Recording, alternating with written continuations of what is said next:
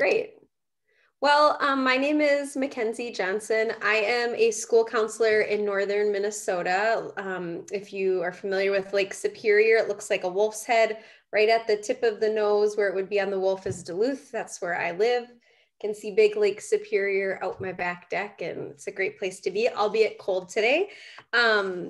I work with an organization called C4C, which is Counselors for Computing, which is a smaller part of NCWIT, which is the National Center for Women in Technology, and we'll talk a little bit about that. I'm supposed to have a buddy here on Zoom with me, Mike Pottist, who's my CS teacher that I work with in my high school, but COVID has gotten the best of his family tonight and they had an emergency, so he is not here, but I have his information there if you want to reach out to him after this or me. I love doing this work. I get really fired up about computer science, which is odd as a school counselor. But I really appreciate your group inviting me today, and I hope this is helpful. If really quickly, I was going to do a Mentee survey, and then I saw like there's just a few of us and we've got 30 minutes. If we could just go down the line, if you just want to call on the next person, I'd just love to know like what your role is, if you're a CS teacher, if you work in higher education. And I'm going to call on, I think, oh, I can't see the names. I'm going to just call on the gentleman in the chair next to me.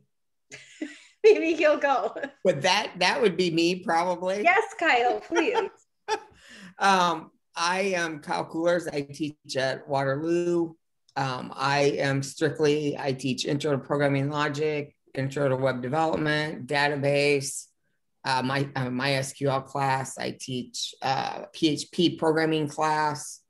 I teach game development and web layouts, which is Unity, and we take and bring it to life in VR and use VR with that. And there's another course that I can't, intro to cybersecurity that will be transferable. That'll be an Iowa State course next semester. So pretty exciting. Thank you, Kyle. Do you want to call on somebody that you know? You might know their names more than I do. I can't see names right now. Mr. Tim Waljasper. I teach all computer science this semester to classes of all boys, basically. I've got like 6 girls, and I'm excited for the presentation tonight to change that. Are you a high school teacher, Tim? Yep, I'm at outside of Des Moines in a suburban district, Johnston. So great, thank you. Thanks. Do you want to call on somebody you know? You guys know each other better than me. Mary, you're up.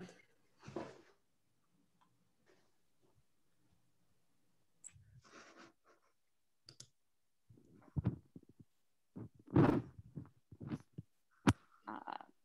you guys hear me? Yeah. Okay. I teach in Sioux City, Iowa at the Career Academy. I have computer science essentials for freshmen, AP computer science,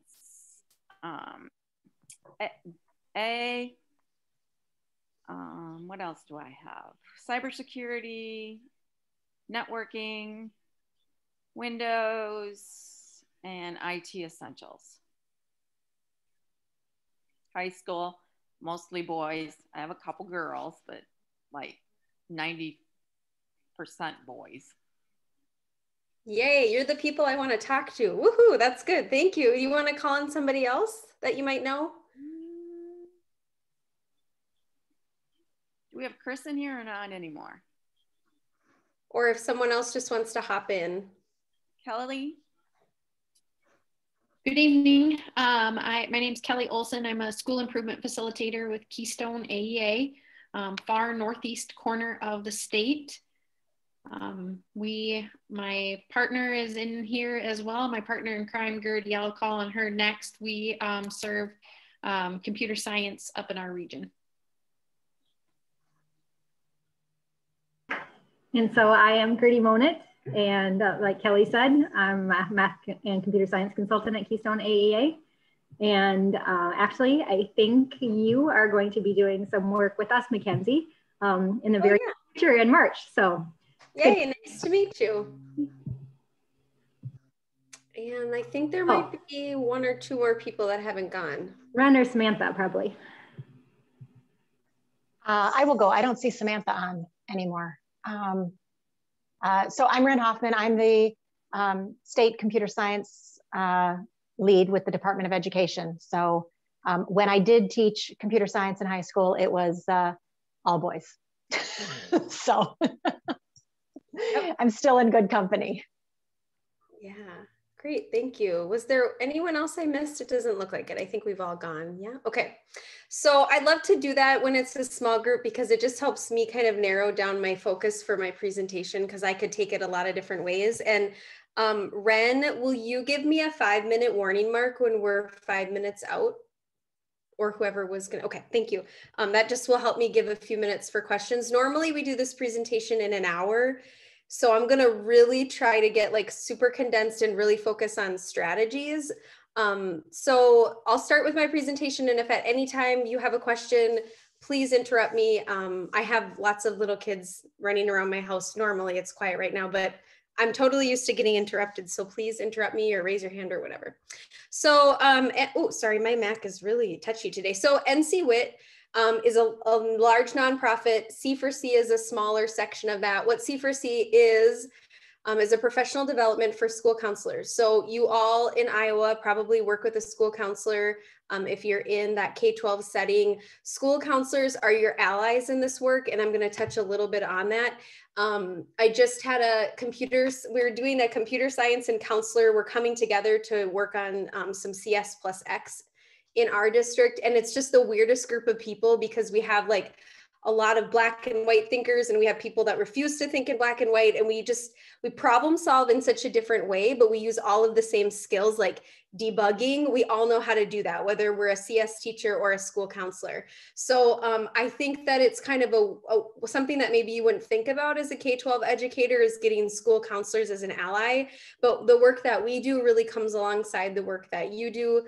And so C4C is basically just a bunch of school counselors that are really nerdy about computer science and want to build a pathway for all students to have access to computer science. The last time I gave this presentation was the day after the insurrection at the Capitol.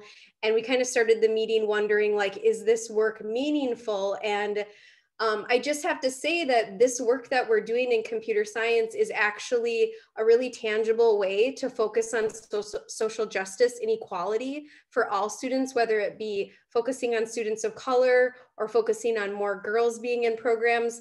As an educator, I feel constantly like, am I doing enough? And is what I'm doing matters, or is it making a difference? And I really feel like computer science is one of these pathways that we can create to start developing more equity in our K-12 education. So that's where some of my passion comes from also. So we did our check-in. I'm going to talk a little bit about counselors as allies, and then why expanding access matters, and then we'll have some time for Q&A. So those of you that are in here, can you raise your hand if you like work with your school counselor at all? Sort of, kind of, sometimes not really. Okay, so school counselors, like I said before, we really come alongside computer science teachers because we have a lot of similar skills, but some school counselors might not have any idea what you do in computer science. So the first thing that I would recommend to be an ally is just to demystify what computer science is with your school counselors. So sitting down and having a cup of coffee with them and saying, you know, like, here's what my idea for computer science is. I know you register all of our kids. I know you go into classrooms and talk about upcoming classes. How can computer science be a part of that conversation? Or what more do you need to know about computer science? So Mr. Pottis, my friend that's not here right now, him and I do a lot of strategies together that I'm going to talk about today that maybe you can use in your district. Okay, so repositioning computing into computing jobs. So there's this idea of CS+X, which I'm hoping you all know what that is since you're my computer science people. But the old idea that computer scientists are just white Sheldons behind a computer, old men like, that is not what computer science is anymore, right? Like we need to break some of those ideas and some of those stereotypes. And it's really important for your school counselors in your building to know that too. This is why we do our work in educating school counselors on what computer science is, because I had no idea either. And now I have my second grader working with robots, and she's learning how to problem solve. And it's just opening her eyes to this whole different world that never really would have been presented otherwise. This is an awesome video because we're recording. I can't share it and we don't have time for it, but it will be hyperlinked in if you want to look at the slides. This is a great thing to show your students if you're recruiting students into computer science. It talks about how it goes into fashion and our energy. The lettuce bots in this video are super exciting for our students to see. This video was made a few years ago, and it talks about being able to go into a doctor's office and spit into a tube and your doctor being able to tell you what's going on with you. Now, 2 years ago, that sounded crazy. And now we're all sitting in like auditorium spit testing every Wednesday because we have kids back. So like computer science is happening right now in our buildings. Another way to explain computer science to school counselors, if any of you are doing a hybrid model, right now we're in a hybrid model. Our Infinite Campus, which is our computer system that we use for school scheduling, had to create a whole code to create a hybrid schedule. So students were built into their households. They come to school only on 2 days. How do the bus routes work? That is all computer science. And when I pitched that to my principal, he felt really maybe hesitant that the Infinite Campus was going to be able to do that. And I like grabbed him by the shoulders, which I shouldn't have done because COVID, but I said, Mr. Munich, this is computer science. This is what coding is doing. It's answering problems that are in our world, like right now in the moment. So this is a great video to show if you just need to give somebody a quick education on what computer science is or where it's going in our community. I'm gonna kind of zip through some of this because I wanna get to like the recruiting strategies. So it's gonna jump right here. So one of the biggest, most important things that I would ask of you when you're working with school counselors is to ask them to resource or to research this particular material. And if you have counselors in your district that you want me to meet with or do this presentation with, like, please let me know, because this is really important, almost ethically important information. So as a high school counselor, it is part of my ethical obligation to show students the careers that are coming up for them. And what we know is that computing jobs are the #1 new source of wage in the United States. And if you notice on this graph here, 16.3% of the new wages that are being developed in our country right now go to computing. And the problem here is that people really oftentimes think that this is a STEM problem. So they look at all STEM careers. But if you look at this graph, you'll notice that only 10% of STEM graduates are in computer science, but 67% of the new jobs in STEM are in computing. So we might have a lot of kids in the STEM area, but we're not pumping out enough kids to fill the need. And if any of you are watching the news, somebody mentioned they teach cybersecurity. Well, all you got to do is pull up the news on any given day and showing kids how important cybersecurity is for us as a community and for our country.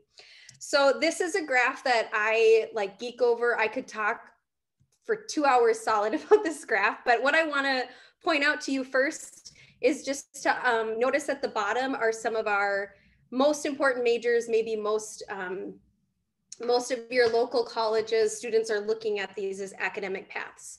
The next thing I want to point out is on the graphs, the dotted portion are for women, the blackened is for men, so we can look at discrepancies between men and women. So I'm going to use myself as an example. I went to the University of Minnesota Twin Cities and I got an undergrad in psychology. So on the far right hand of your screen, you'll see social sciences. That's where I was. So I was in the 150,000 students in a 4-year undergrad for social sciences. Actually has a little more women than men, but it's pretty close. And then if you look at the bright green bar down below it, for social sciences, that's maybe, I'm not a math person, but maybe like 26,000 job openings. So, right, when we're thinking about sending our students off into a career that is going to allow them to be successful, sending all of these kids into psychology and sociology is not going to allow them to get a job in their field and pay back their loans and help our economy. Okay, so let's swing over and look at engineering, because that's a real hot topic right now for my seniors. Everybody wants to be an engineer. That's like the hot spot. So if we look at the undergrads in a bachelor's program, that kind of aqua, we see that there's maybe 115,000 students in the undergrad, vastly male dominated. But then if we look over at the job openings in the green, there's actually more job openings than there is students. So that's good news for those students. They're going to be able to go out and get a job, live the life they want to live, and use their degree. Now, the mind-blowing part, the part that when I saw this the first time as a counselor, I felt so embarrassed. Like, why do I not know this information? This is like really important information for our students. If you look first at the four-year undergrad, we're looking at maybe 65,000 students enrolled in a four-year program. And then the job openings are off the graph with 350,000. So when we're trying to figure out how to fix some of the equity and access problems that our communities have, computer science is a really good pipeline to create to make sure that we have all different types of people at the table when we're solving problems.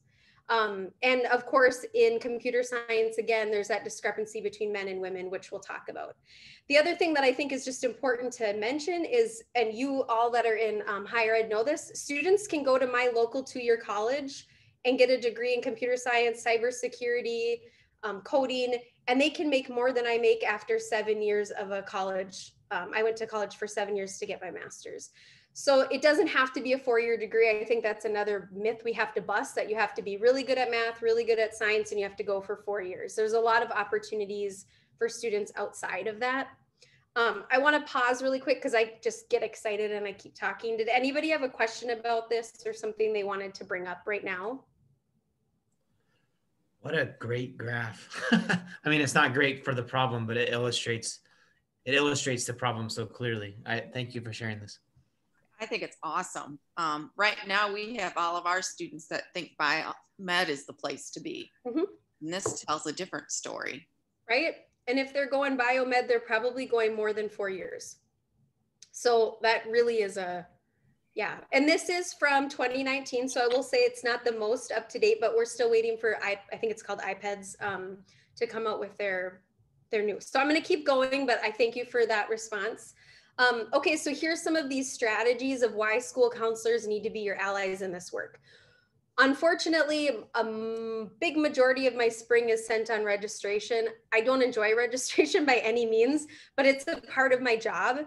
And as school counselors, we're the ones having those one-on-one conversations with students in our offices or going into classes and talking about our master schedule and registration. And we can highlight computer science. So last year I had a student make me a wee video of the computer. We picked 5 different classes that we wanted to increase enrollment in. And we just started, we have our first computer science class in our high school last year. So it was brand new. So we had our students make a video about what computer science is. So something as simple as that, as highlighting computer science and being really intentional about who we put in those videos. So we had a female, we had a student of color, and we made it really open to, like, you can see yourself here. It's not just what you kind of assume. So we really, as school counselors, we spend a lot of time in that master schedule. So this is an example of our course description book. If you work in a high school, you've all seen this. You all have to probably send your updated course descriptions. It's really annoying. But last year, what we did is we just simply put this picture of 2 female students next to our computer science class. The ring is, I just highlighted it for you to see it, but you could even ask your principal to highlight computer science like that as a, hey, here's a class we want to focus on. We want to give you more information. Something as simple as this can be really helpful for just when families are looking at it even. They might see computer science and go, oh yeah, my student won't want to do that. But just having something like this is really easy. Another strategy that we did last year, my friend again, Mike that's not here, is a tall white man with bright red hair. And he said to me last year, Mackenzie, I really just don't think I should be the one going around and talking to female students about joining my class. That feels kind of weird to me because none of them know me. He only teaches one class and then he's tech integration. So what we did is we're really lucky enough to have a large majority of our science and math teachers are females in my high school. So we sent an email to them and said, hey, if you have any female students in your class that are really good at problem solving, we don't just want the 4.0s or the kids that do well. We want the students that are good at problem solving, can think outside the box, that maybe would like computer science. Send us a list. So we compiled this list and then we kind of divvied it out to the 5 teachers and myself. And we just made an honest effort and said, hey, Maya, a science teacher said, you're really good at problem solving. Have you ever thought about computer science? So we did it like that because Mike felt like having a female staff member that they knew and trusted and saw them in the classroom or in the office would make a bigger impact on them than some random guy in the hallway that they had never met before. So these are just some like strategies that you might want to think of. Who's giving your students information about computer science and how is it being presented? I've been that random guy in the hallway lots of times. And it's not a bad thing. What was your experience like that with Tim? Like, how did you feel doing that? I mean, you'd say it to 200 kids to get 5 to do it, right? I mean, yeah, and it can be a little intimidating, like you're trying to recruit people into your program. But in our district, we just started with STEM 3 years ago in our K4, and we just got a STEM teacher in our 5-8. So we're really kind of behind the times in relation to maybe some of your districts. So we have had to really break down some barriers. So now the next is using data. Your school counselors and principals have access to this. Ask them, over the last 5 years, can you give me the number of students? And then can you break it down by females and students of color? Or if there's other areas that you're looking to increase, maybe for us, the other area we're looking at is getting more students in special education interested in computer science because their brains work a little different. And sometimes that's really good in computer science. And it's another way to engage them in something that might be interesting. So I think I put so we are not perfect. This is our data. So the gender data, you'll notice how small our female data is compared to our male. So we are just like you. And then this is the race. We broke it down by race. We are generally, I think our diversity is at 12% in our high school of non-white students. So this does not reflect us. And it specifically does not reflect us with females to males. So COVID got us, I think, a little distracted last year, and we didn't do all of the things that we're doing this year. But I think it's really important for you to start gathering data. It sounds like this group is already doing that, but looking at your high school, and even if you can get like one more female student or one more student of color, and then that starts to create some momentum. I found that happen and work really well in some of our other programs. If any of you have like a really strong trades program, we did the same thing with our trades program 10 years ago, right? We made a pipeline, like no pun intended, but we made this pipeline of looking to engage more students of color, more females, and making sure we had enough graduates that were ready to go on and work in the trades because our economy needed that. Now we're using those same things to do this with computer science. Okay, so presenting computer science, which I've already do, as a way to achieve more equity for all students. One of the things that really got me when I started this work was I went to a presentation where someone, and I've tried finding this and I haven't been able to find a research article on it, but someone had said that when they were working on first generation Apple Watches, the group that was at the table, and this was like not when they put it out, but like in the planning stages, the first generation Apple Watch didn't work on people of color. So that makes me think, if we don't have everybody at the table to solve problems, we're not going to be able to solve the problems in the right way. So really like using this as equity work and making sure that we're having everybody have a seat at the table so that the problem is not just whitewashed anymore. It's got to have all perspectives to it. So that's another way that if your counselors are into that kind of work or they're wanting to do more of that work, this really spoke to me too, this YouTube Mackenzie. video. Oh yeah. It's 5 minutes. Okay, great, thank you. This YouTube video, it's called BitSource Appellation. if I'm not familiar with the communities you're from, but I live right at the edge of a mining community, and we've been decimated with mines, and a lot of people are losing jobs, and our northern region is really struggling with a lot of addiction and poverty. And what happened in the Appalachian was this person came in and found all these miners because they were great problem solvers, and retaught them CS skills, and opened a computer science like consortium called BitSource. So this also really inspired me. So if you're looking for more information, that video's on there. Oh, they're gonna come. Okay, I'm gonna skip through to this Q&A. This is like the super short version. I'm wondering if you have questions or things that you're thinking about before we go back to the large group. Mackenzie, the question that I struggle with is, or what I come up against is, it's only for smart kids. Yes. And this is by the time they get to high school. So how do you break that down or work with middle school teachers potentially to get past that? I love that question. And I think that we all could nod our heads in that. I think that the way that we get around that is more education, because that tells me that they're still looking out of it as a stereotype, as like a meme or a Sheldon or whatever, and really talking about what computer science is. I didn't get into it today, but like just literally telling them about debugging and decomposition. Is that decomposition? Is that the right word? Yeah, maybe. Like talking to teachers about what computer science is. I think that it just needs to be broken down into myths. And that's where counselors really could be doing some of that work with you. Is to get them to talk to those students, because we see those students in our office all the time that think, I'm not smart enough to do this. I don't think I can do it. And also the other piece to that would be making sure that your computer science classes at the high school are not just, we call them college in the schools, but college earning and college credit courses, because then that automatically creates a myth that computer science is only for smart kids. So that would be, and I think it has to start younger. Like you said, it has to start in the elementary with a STEM program and getting kids to start thinking about computer science in a different way. Are there other questions? I want to go back to, Kyle, I just thought of this too, that video, the first one that I showed about computer science and all of the different areas.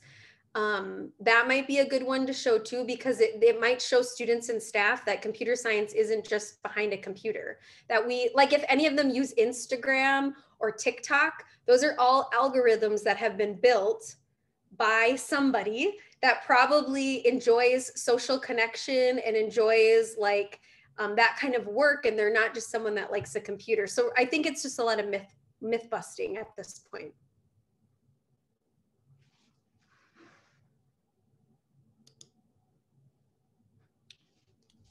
Are there other questions or things you're taking from this?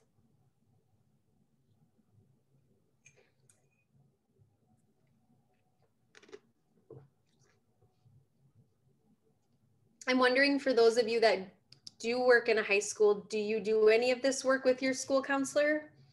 Or is this a conversation you've had with your school counselor? I have tried to work with the counselors. They're very resistant and time sensitive. They don't have time. So that's why I love your slide that, you know, with the bar graph, 350 jobs, and there's only 65,000 graduates.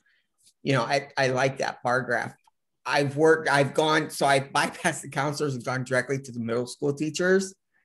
And so, and I've had great success with them, working with them. So do your counselors do your registration? Like, do they go in and talk to 8th graders about registering for high school? They do the registration, but they don't go in and talk to the 8th graders, I believe. I'm not sure. I don't know. Okay. I don't know if your district is one of the ones that's coming to the presentation that I'm doing, but I'm putting on 2 like 4-hour presentations in March, specifically to school counselors in this work. So maybe when we go back to the big group, we can ask Corey that, because I'd love for you to invite them. That might be like coming from another school counselor. You know, we speak the same lingo, and yeah, a lot of what you do as computer science teachers aligns exactly with our standards, our ASCA standards. So like there's a lot of similarities in the standards. So we'll follow back up with Corey on that. Yeah. How about the rest of you? Do you work with your school counselors, or what barriers are you seeing? Group's going to close in a few seconds, or the breakout room.